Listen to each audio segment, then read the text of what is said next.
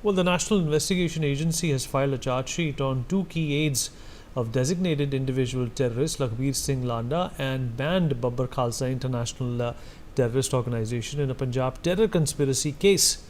The accused were identified by NIA as members of a terror gang formed by foreign-based Khalistani terrorist Landa. NIA investigation found just to be an important on-ground operative of Landa and his associate Pattu Khera, while Rana Bhai was involved in supplying weapons to members of the Lakhbir Landa gang and other gangsters. It further emerged during investigation that Jas was involved in Landa's drug smuggling and extortion network aimed at generating funds for BKI. Baljit was manufacturing weapons locally and using the social media to supply them to operatives of the Landa gang. Baljit was one of the various weapon suppliers with whom the terrorists had tied up across the country for supply of arms and ammunition, etc. In the course of the investigation, the NIA seized various arms, ammunition, narcotics and drug money, digital devices and other incriminating articles from the accused. Javed Hussain, my colleague, is joining us on the broadcast to talk more about this. Javed, अगर आप मेरी आवाज सुन पा रहे हैं? जी विनीत, देखिए केंद्रीय जांच एजेंसी एनआईए ने बीकेआई बब्बर खालसा इंटरनेशनल के लखबीर सिंह रांडा के दो खास एसोसिएट जस और बलजीत को के खिलाफ चार्जशीट दाखिल की है। एनआईए की जो स्पेशल कोर्ट है मोहाली में, उसमें ये बताया गया है और एनआईए की इस चार्जशीट से खुलासा हुआ है कि किस तरीके से बीकेआई बब्बर खालसा इंटरनेशनल भारत में पंजाब के अलावा दूसरे राज्यों में तमाम क्राइम सिंडिकेट से लेकर ड्रग सिंडिकेट और टेरर साजिश को लेकर कई ऐसे मॉड्यूल को अंजाम दे रही जिससे कि बब्बर खालसा इंटरनेशनल का जो फंड है वो मजबूत हो सके और एक बार फिर से वो हिंदुस्तान के खिलाफ अपने साजिश को अंजाम दे सके। इस पूरे मॉड्यूल में एनआईए ने की जो जांच के दौरान ये पाया गया है कि जो जसप्रीत है जो कि पंजाब का रहने वाला है फिरोजपुर का, और जो बलजीत है और राना भाई है ये मध्य प्रदेश का रहने वाला है, और ये लोग कैसे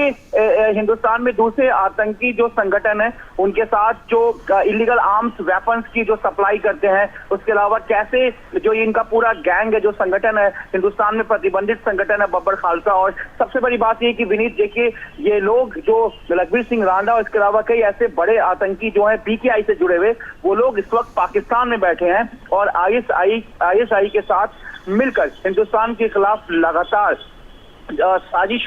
लगातार नाकाम साजिश करते रहे और कई ऐसे पंजाब में कई ऐसे आतंकी हमले भी किए जिसमें आईएसआई का नाम भी सामने आया है, और ये लगातार बीकेआई के साथ हिंदुस्तान में इस नाकाम कोशिश को हिंदुस्तान के खिलाफ जो साजिश रचने का लगातार काम कर रहे हैं। और ड्रग्स की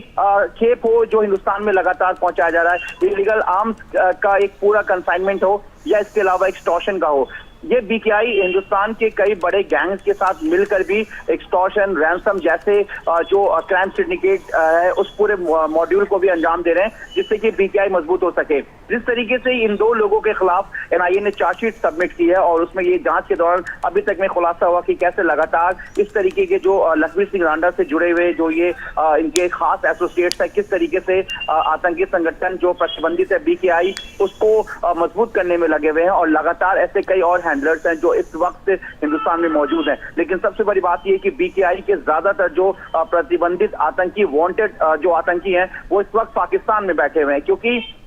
पंजाब में कई आतंकी जो एक्टिविटी उसको अंजाम देने के बाद ज्यादातर बीकेआई के जो आतंकी हैं वो इस वक्त पाकिस्तान में बैठे हैं, या अगर हम बात करें सिख फॉर जस्टिस जैसे पन्नू जो कि वांटेड इंडिया का वो इस वक्त कनाडा में है। तो तमाम जो प्रतिबंधित टाइगर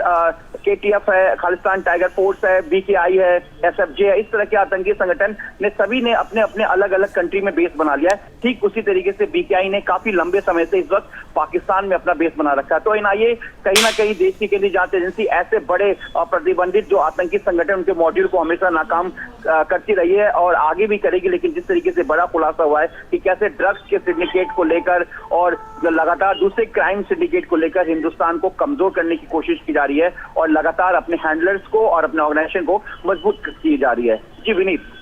जावेद, इस जानकारी के लिए आपका शुक्रिया।